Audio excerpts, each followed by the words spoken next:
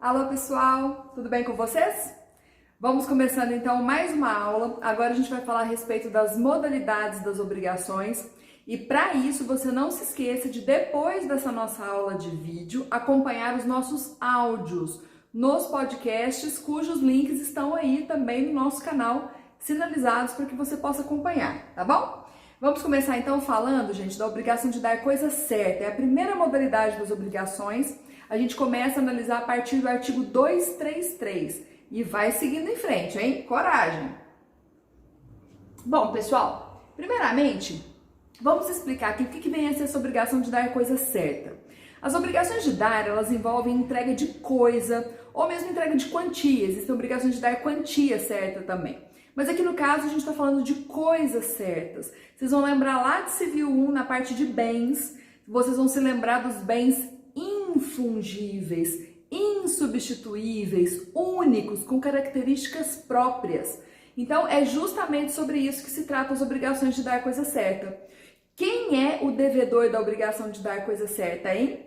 É aquela pessoa que se comprometeu a entregar para o credor exatamente aquilo que era combinado devido àquele objeto único. Não existe um outro para ser substituído no lugar daquele com o qual o devedor se comprometeu. Isso cria no credor uma expectativa, porque o credor é aquele que crê, é aquele que está crente. E no caso das obrigações de dar coisa certa, o credor está crente que vai receber exatamente aquilo que havia sido definido. É um objeto individualizado, com características únicas, e foi esse o ajuste que foi feito. Vejam aqui a questão do princípio aliud pro alio. É estranho isso aqui, né? Aliud pro alio parece alho, né? E realmente é. Aliud pro alio quer dizer cebola por alho, alho por cebola. Parece engraçado nesse brocardo aí em latim, e realmente é. Você não é obrigado a receber uma coisa por outra, né? Alho e cebola são vegetais ali utilizados para tempero, mas cebola é cebola, alho é alho. É a mesma lógica aqui. Então, o artigo 313, que está um pouquinho mais para frente no Código Civil, o que ele nos diz? Que o credor não é obrigado a receber prestação diversa, diferente da que lhe é devida, ainda que seja mais valiosa. E é justamente isso aqui. Então, se eu estou negociando com o meu vizinho, ele vai me vender o carro dele, e é um objeto específico, olha, eu estou vendo o veículo, eu estou vendo as condições em que ele se encontra, eu estou vendo a quilometragem, eu estou vendo o que tem no veículo, quantos quilômetros sobra, tudo certinho. É este objeto, né, a cor do veículo, o ano do veículo, é esse objeto que eu estou negociando com o meu credor.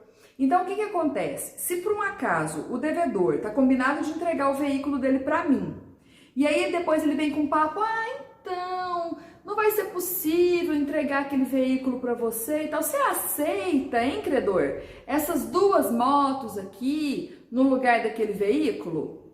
Aí o credor pode olhar bem na cara dele e falar assim, não, eu quero exatamente aquele veículo que foi o carro que foi o combinado. Por quê? Por causa do princípio do adimplemento específico. Gente, mas como a gente está na esfera dos direitos patrimoniais disponíveis, se houver uma proposta, se houver um acordo, se houver a vontade do credor de aceitar uma prestação diferente, tudo bem. A obrigação pode se extinguir de uma forma diferente, sem ser pelo cumprimento exato da prestação, tá bom? E quando a gente negocia um objeto específico, pode ser que ele contenha algum tipo de acessório, e aí também a gente vai lembrar de Civil 1, né? Lembra do princípio lá da gravitação? Que o acessório, o que ele faz? O que o acessório faz? Ele segue o principal. Então, se eu estou negociando, por exemplo, esse veículo que eu estou falando, e ele tem ali um sonzinho, ele tem uma roda de liga leve, ele tem algum tipo de acessório que você está visualizando ali no momento, né? Então, o que você imagina? Que aquele acessório acompanha, que aquele acessório está incluído na negociação. Eu vou comprar, por exemplo, um quadro daquele artista famoso, um quadro muito bonito, que está emoldurado, numa moldura linda, né? Tem vidro e tal. O que eu imagino?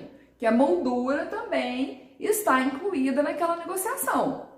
Eu estou negociando um imóvel. Aí esse imóvel, ele tem ali sanca de gesso, né, uma iluminação embutida de LED. O que eu tô achando? Que tá tudo incluído na negociação. Agora, é lógico, viu, gente? Se as partes definem que, olha, eu tô negociando o carro, mas eu vou tirar o som, eu vou botar o pneu original, vou tirar a roda para botar no meu carro novo. Olha, o quadro é a tela, vou enrolar aqui, botar num tubo e te entregar, porque a moldura eu vou utilizar para um outro quadro. Então, a gente tem essa possibilidade, sim, de excluir. Tudo vai depender muito das circunstâncias que a gente está negociando, né? Se eu estou vendo ali o veículo e só o buraco de onde tem o som, eu não estou achando que a pessoa vai instalar um som para mim, né, gente?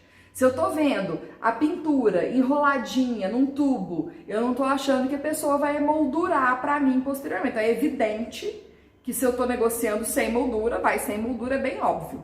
Mas o título da obrigação, viu, gente? O documento que representa a obrigação, basta que ele deixe tudo muito bem claro. Se o acessório acompanha, se não acompanha, isso é perfeitamente possível. Acho que não tem muito erro, não, é bem tranquilo a gente falar a respeito disso. Bem, outra situação que a gente pode comentar a respeito das obrigações de dar coisa certa, diz respeito a duas possibilidades.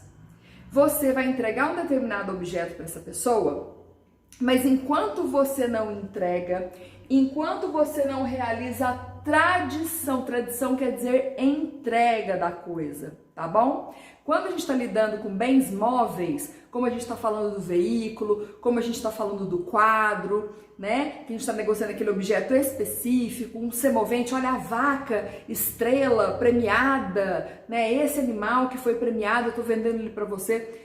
Pode acontecer de repente, tá? Desse objeto, antes de ser entregue, e no caso de bens imóveis, a gente ainda vai além, né? Sabe o imóvel que eu tô negociando, um objeto específico, que tá na rua tal, apartamento tal, em tal andar, assim, assado?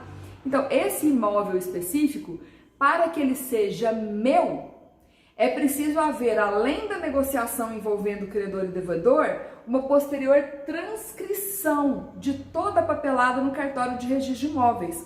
Já ouviram falar que quem não registra não é dono? É a mesma coisa. Estou olhando um apartamento maravilhoso, combinando direitinho, é esse apartamento que eu quero, nesse prédio, nesse lugar, tá. E aí a pessoa fica na expectativa de que a prestação seja satisfeita, na expectativa de que o devedor realmente entregue a prestação para você. Se ele entregar, ótimo, você faz a transcrição e aí o objeto, que é o imóvel, passa a ser seu, né? Enquanto não é feita essa transferência, essa entrega ou essa transcrição para o credor, quem é o dono do bem? O dono do bem ainda é o devedor. Sabe aquele devedor que se comprometeu a entregar a coisa? Ele é o titular da propriedade. Ele ainda não fez a entrega do objeto. Então, o objeto ainda lhe pertence. Qual a relevância disso para nós, nas obrigações de dar coisa certa? Se o objeto melhorar, ficar acrescentado, melhorado antes da entrega, antes da tradição, antes da transferência do bem para o credor, né, que quer aquele objeto para si, o que vai acontecer? Essa melhoria, gente, pode provocar um aumento no preço da coisa. Sim, um aumento. Se o objeto ficar mais valioso, né, se ele tiver algum tipo, foi agregado algum valor àquele objeto, o que vai acontecer? É possível que o devedor cobre um pouco a mais por isso, tá? Então, eu estou negociando com você um determinado apartamento, é o apartamento X, no andar tal, no prédio tal, eu estou in love com esse apartamento e tal, a pessoa doida para comprar um apartamento e tudo mais. E aí a gente está naquelas negociações de preço para definir quanto que vai ser. Eu tinha feito a proposta de X mil reais, a pessoa até achou adequado e tudo, mas durante a negociação, antes que fosse feita a transcrição, a transferência definitiva do objeto para o credor, é anunciada uma grande melhoria que valoriza muito o prédio, Foi determinado, por exemplo, que vai abrir uma praça, né, toda arborizada, modelo mesmo de modernidade, e que vai agregar muito valor àquela região. Todos os imóveis com aquele anúncio, né, que assinaram um termo que vai ter aquela valorização do imóvel, todos esses anúncios já elevaram em 5% o valor do imóvel, de todos os imóveis da região. Posso cobrar a mais por isso?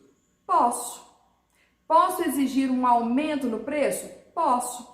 Mas o credor não quer pagar. Eu não vou pagar 5% a mais, isso é um absurdo e tal. Basta desmanchar o negócio. Não tem problema algum, tá? Ou o credor concorda com o pagamento desse acréscimo, que o devedor tem sim o direito de exigir, ou simplesmente o negócio é desfeito, né? Então, se por exemplo, eu estou negociando a vaca estrela, como eu falei, uma vaca premiada, maravilhosa, que levou 1000 prêmios, e aí eu estou adquirindo essa vaca, o preço da vaca é X, blá blá blá, fiz a negociação na exposição, e aí essa vaca vai para os exames médicos finais, para a gente poder fazer as últimas vacinações, vermifugar o animal, organizar para poder despachar essa vaca lá para você. No meio desses exames que a gente vai fazer no animal, da vaca estrela, a gente descobre que a vaca tá prenha. Aí o que acontece? Eu tô negociando com você não só a vaca estrela, como também o bezerro que tá vindo por aí, que vai ainda valer dinheiro, porque esse objeto com certeza vai ficar acrescentado, o bezerro é filhote de uma vaca premiada e vai ser uma maravilha. De quem que é esse filhote, gente? De quem que esse aumento, esse acréscimo no objeto? É da vaca. Eu sei que o filhote é da vaca, sei disso. Mas em termos de credor e devedor, quem faz jus? O dono do bem ainda é o vendedor do animal. Se a vaca não foi transferida, não foi entregue, a gente tem uma expectativa de cumprimento da prestação. A gente tem a expectativa que aquela coisa certa, aquele semovente específico, seja entregue para o credor. Mas pode ser que a prestação seja descumprida, pode ser que o devedor fique inadimplente, pode ser que o negócio se desfaça. Aqui nesse exemplo do melhoramento, a vaca está acrescentada de valor. Agora ela é vaca mais bezerro. Aí o que acontece? Vou cobrar a mais por isso. O credor, se não quiser pagar, basta a gente resolver desfazer a obrigação, tá? Professora, mas teve um caso parecido com meu tio, ele negociou o animal, aí depois viu que estava pré-animal e mesmo assim falou, não, fica aí com o animal, com a vaca, com o bezerro, tanto faz, tá beleza. Pode. Por que, gente? Pensa aí, por que pode? Porque é direito patrimonial disponível. O Código Civil te resguarda nesse sentido, de você sim poder pedir o acréscimo do preço.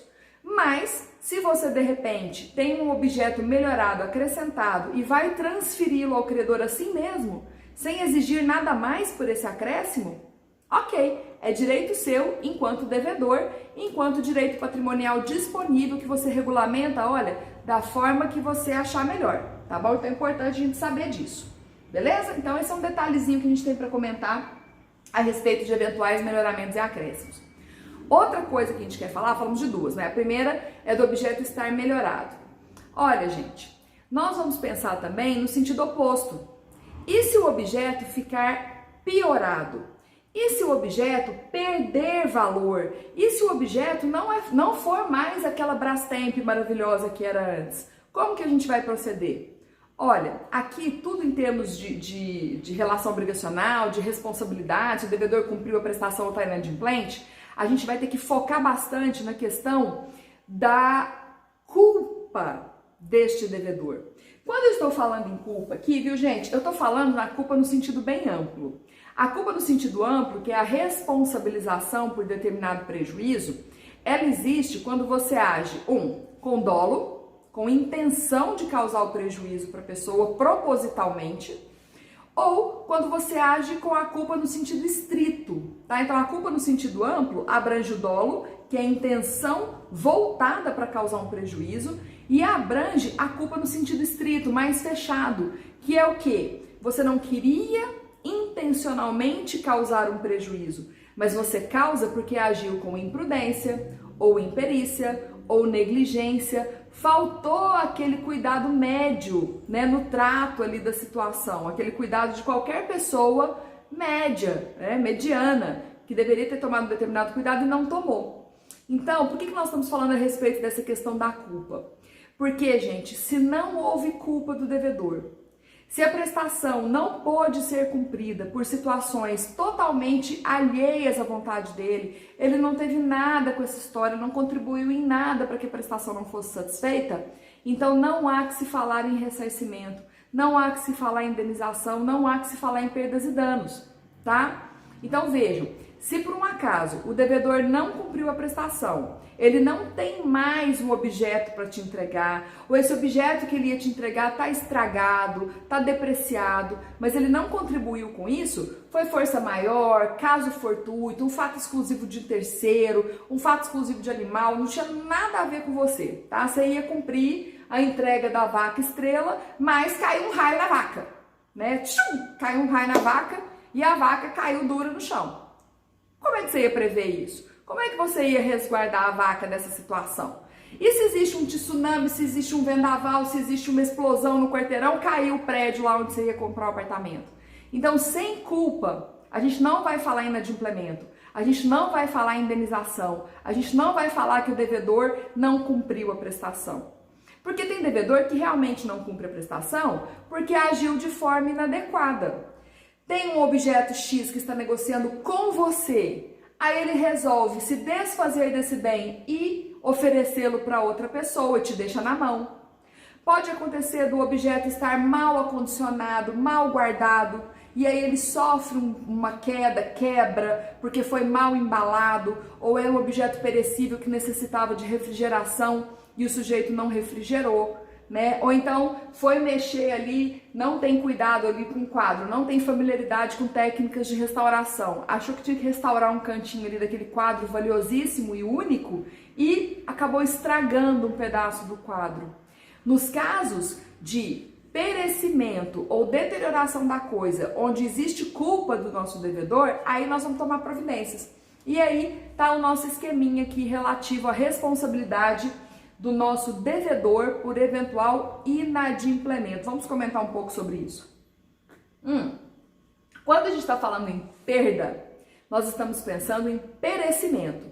É o objeto que deixou de existir. Ele não existe, mas eu não tenho mais o que entregar. Lembrem-se que é um bem infungível, insubstituível. Aquela tela do artista famoso que até já morreu, onde é que eu vou arrumar outra? Nós vamos arrumar um artista para reproduzir? É uma réplica? Não, eu tinha direito ao original, né? Como é que eu vou fazer com um determinado objeto que estragou, né? Quando a gente tem a deterioração, o objeto ainda existe, tá? Na perda é perecimento, o objeto não existe mais. Na deterioração, o objeto existe, mas ele está depreciado, está estragado, perdeu o valor, né? Aquele sujeito que estava me vendendo o carro dele lá, o vizinho. Então é o carro dele, com a quilometragem X, cor X, eu fiz de tudo, né? Já vendi o meu próprio carro, porque eu vou sim comprar o carro do vizinho, já tá tudo acertado. E de repente, o objeto não existe mais. Ele não tem o carro mais para entregar, e eu até já vendi o meu, estou a pé andando de Uber. Como é que eu vou fazer? Então vejam, por que o carro pereceu? Por que ele não existe mais? Se houve, por exemplo, um grande temporal, né? Um grande temporal que desmanchou parte da casa do vizinho, inclusive a parte da garagem, caiu um muro e foi totalmente destruído o carro, né? Foi totalmente destruído o veículo nesse temporal, caiu um muro em cima do carro e ele não tem mais o que me entregar, né? Não há que se falar aqui, gente, em culpa do devedor. Se houve caso fortuito e força maior, simplesmente ele não tem mais a prestação para me entregar. E eu não posso fazer nada. O que o Código Civil nos diz? Que a obrigação se resolve. O que é obrigação se desfazer? O que é obrigação se resolver? Professora, eu vou ficar sem meu dinheiro, eu já tinha pago metade do carro, outra metade era na entrega, como é que eu vou? Calma, gente. A obrigação se resolver quer dizer que a gente vai tentar voltar ao status quo ante, ao estado anterior das coisas antes daquela perda ter acontecido. Então, como é que nós vamos proceder? Quem tinha adiantado algum dinheiro, pega esse dinheiro de volta. O sujeito tinha vendido o carro para mim? Dançou. Res perit domino. Olha outro ditado aqui em latim, hein? A coisa perece para o dono.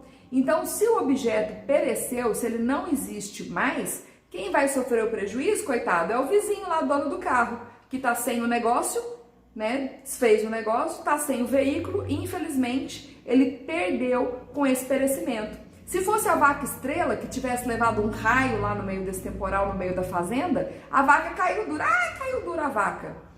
Então, o que acontece? Quando foi o exemplo do bezerro, que a pessoa pensa assim, ah, mas eu já comprei, Eu já paguei, a vaca estrela é minha, o bezerro é meu. Gente, comprar e pagar não quer dizer que o objeto tenha adentrado no seu patrimônio, não. Você tem que comprar, pagar e o objeto ser entregue para você.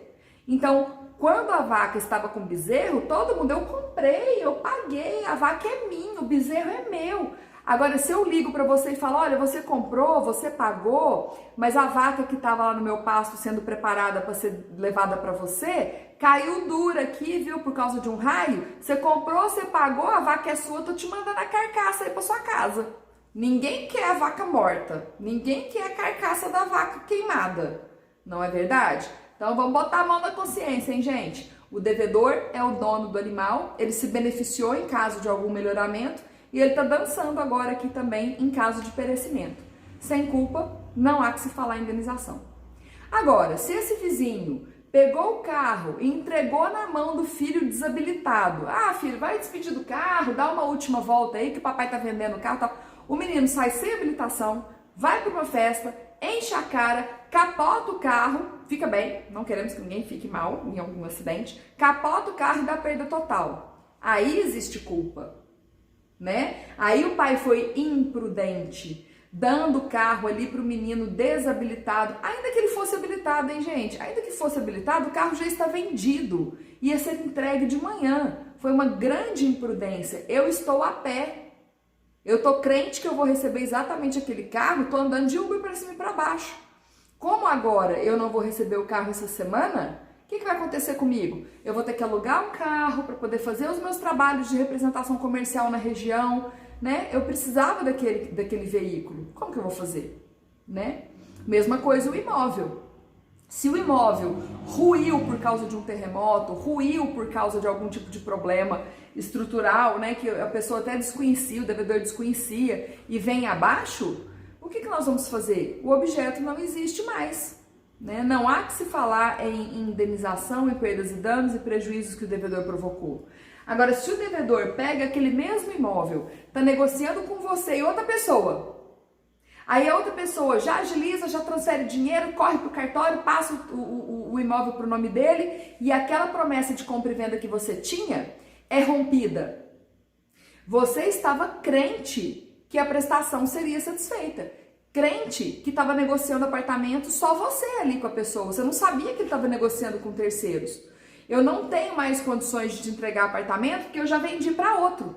Aí o que acontece? Eu já tinha matriculado a minha filha na escolinha ali perto, vou perder aquela taxa de matrícula, né? Eu já tinha entregado o meu imóvel, que eu morava de aluguel, já tinha entregado o meu imóvel para o meu proprietário, dizendo que eu ia me mudar para um apartamento novo e agora eu não tenho mais essa mudança. Como é que eu vou renegociar aquele contrato que eu tinha encerrado? Então, tudo isso é uma questão muito importante. E se existe culpa do devedor no descumprimento da prestação, vai existir o quê? A obrigação de indenizar perdas e danos. Então, eu não estou falando apenas de receber de volta o equivalente, que é o valor da coisa perdida, tá? É aquele valor que eu já adiantei, é aquele valor que eu já paguei. Não estou falando só de pegar dinheiro de volta. Pegar dinheiro de volta não me indeniza, não está me ressarcindo em nada. Eu estou pegando de volta um dinheiro que é meu. Então, além do equivalente, que é o valor da coisa perdida, que eu tinha pago, que eu estava realmente crente, que eu ia receber aquela prestação, aí eu fiquei na mão e não recebi, não existe mais objeto para ser entregue para mim. Como é que nós vamos proceder? Dinheiro de volta aqui, ó, que é o equivalente, fora essas perdas e danos extras, os prejuízos a mais que eu possa ter sofrido, tá? Tive que pagar multa, tive que alugar um veículo, tive que andar de Uber, por culpa sua, eu gastei esse dinheiro a mais. Mas quem não age com culpa, gente, aí realmente não há que se falar em perdas e danos. Mesma lógica vai se aplicar no caso de deterioração. No caso de deterioração, o objeto ainda existe, tá? É o carro que deu uma batidinha de leve, né? É a pintura específica, única, mas que acabou ficando ali estragada no canto, né? Agora, por que deu essa depreciação? O que provocou? Porque se não houve participação do devedor, não vamos falar em perdas e danos, não vamos falar em indenização. Isso é importante a gente lembrar, tá bom? Então, se você, devedor, por algum motivo totalmente externo, né? Teve a tal inundação, você salvou o objeto, mas ele ficou um pouco depreciado. Teve um incêndio, mas você salvou o objeto, ele ficou um pouco chamuscado. O objeto ainda existe, né? E aí vai caber ao credor decidir se, ele aceita o objeto, mesmo que esteja depreciado, mas aí é lógico que a gente vai abater aqui o preço perdido, porque o objeto já não é mais aquela Brastemp, né? Não é mais aquele sucesso. Então eu quero esse abatimento do preço. Ou pode ser que eu opte por não ter um objeto estragado. Ah, não, eu tava negociando porque eu queria, tava assim, né? Tava filé aquele carro, tava zero o carro, tava muito novo. Agora batidinho, né, com esses problemas, não serve para mim. Aí você desfaz o negócio. Repetindo, resolver a obrigação é voltar ao estado anterior das coisas. Se eu tinha adiantado alguma quantia, eu pego essa quantia de volta, vamos desfazer o negócio, cada um vai para sua casa chorar suas pitangas ali, cada um para um lado, tá bom? Mas temos a opção também de ficar com o objeto, mas é lógico, calculando aí a depreciação devida, tá bom, gente? Mesma coisa no caso de culpa, a gente vai fazer como fizemos ali no caso de perecimento também. Na deterioração do objeto, se foi um descuido do nosso devedor, né, o objeto não está mais íntegro e maravilhoso por um descuido, uma imprudência, uma negligência, uma falta de zelo do devedor. Se eu conseguir demonstrar essa falta de zelo, é a mesma lógica, viu, gente? Pode ser que eu não queira objeto estragado, não quero objeto meia boca, não quero coisas mais ou menos, tá? Não quero objeto. Mas pode ser que ele ainda me interesse, pode ser que sim, eu aceite ficar com o objeto, mesmo depreciado, eu dou um jeito, ainda tenho interesse nele, é uma coisa única, é uma peça de colecionador, estragou ali um cantinho, mas mesmo assim eu sei que ele ainda vale muita coisa, aquele objeto, né, uma action figure, alguma coisa assim específica, edição limitada, dificílima de encontrar, eu consegui aquele objeto específico e eu ainda quero ele assim mesmo. Lembrando, se eu quiser ficar com o objeto, né, estragado, ou mesmo que eu venha rejeitar o objeto, não quero esse objeto. Se eu demonstrar que por conta do seu inadimplemento, viu, devedor, eu sofri prejuízos, né? Eu fui prejudicada de alguma maneira, eu sofri perdas e danos, né? Ah, eu perdi essa venda, perdi esse investimento, perdi aquele valor. Eu posso sim buscar as perdas e danos. Perdas e danos é um termo genérico, mas deixa eu até botar esse slide aqui pra gente pensar.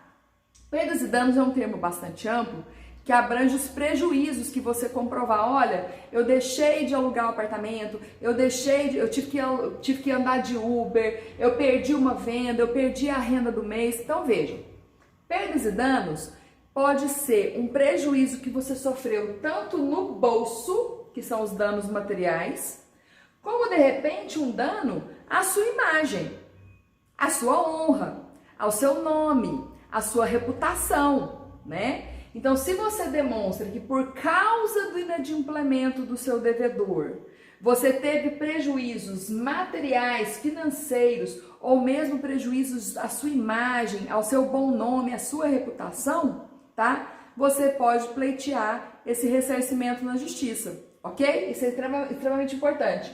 Dano emergente é o que, gente? Dano emergente? Diminuição patrimonial efetiva. Tá? É um dinheiro que saiu do seu bolso, é um gasto que você teve. Olha, como você não me entregou o veículo, como você deixou seu filho capotar lá o carro e eu fiquei sem veículo, eu tive que gastar com uma locação de veículo, porque eu vendi o meu. Eu vendi o meu veículo para comprar o seu, né? E agora? Agora eu tive que alugar, fui lá na Localiza alugar um carro, lá na Hertz alugar um carro, porque eu precisava participar de uma reunião presencial e eu tinha que me deslocar.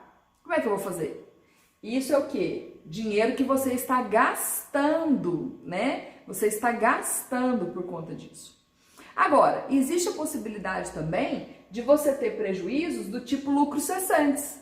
O que é lucro cessante? É aquilo que você razoavelmente deixou de auferir, deixou de lucrar por conta do inadimplemento do devedor. Então, é o dinheiro que deixa de entrar no seu bolso, né? Então, nossa, eu ia fazer uma exposição né, daquele quadro, porque é um quadro único, nunca houve um quadro de um pintor tão famoso aqui em Uberlândia. Eu já tinha vendido ingressos, né? Eu vou ter que devolver esses ingressos, via gente de fora, na excursão de estudante para avaliar aquela pintura X daquele pintor super famoso, primeira vez que ia ter uma pintura dessas em Uberlândia.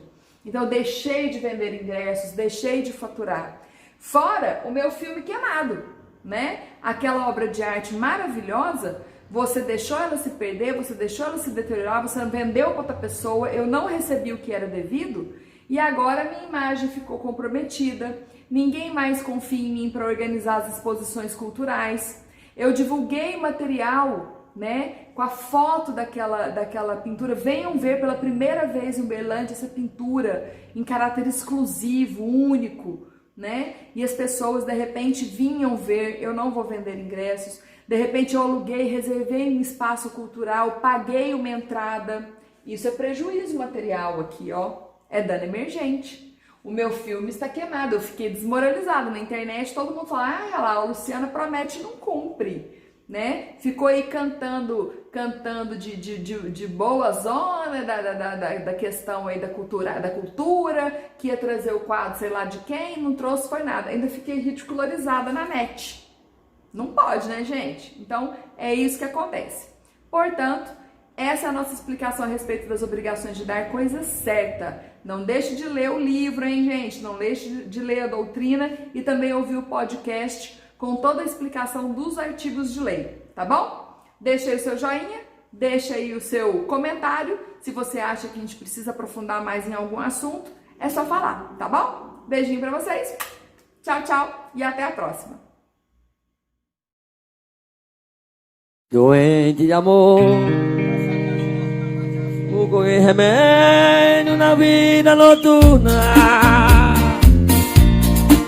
viajando na noite, uma boate aqui na zona sul. Com a dor do amor, é pouco amor.